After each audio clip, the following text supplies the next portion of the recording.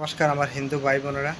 তো আমি আজকে কিছুদিন ধরে দেখতেছি বাংলাদেশের মধ্যে হিন্দুদের উপর বিভিন্নভাবে নির্যাতন চলছে এক সরকার পরিবর্তনের নাম করে।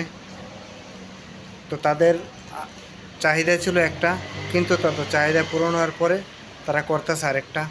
তো বন্ধুরা দেখো কিছু প্রুফ দেখানো হয়েছে এখানে।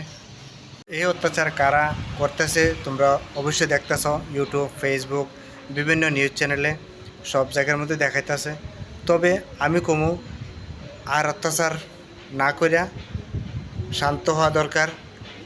যারে দেশ থেকে বাগানোর দরকার, যে সরকারকে বাংলাদেশ থেকে তাড়ানোর দরকার, তারা তো তাড়ানো দেওয়াই হয়েছে। তাইলে এখন সরকার তাড়ানোর নাম করে সেটা কে রে হিন্দুদের উপর এত অত্যাচার চলছে, কী কারণে হিন্দুদের উপর অত্যাচার করতো? বাংলাদেশে থাকার কোনো অধিকার নাই?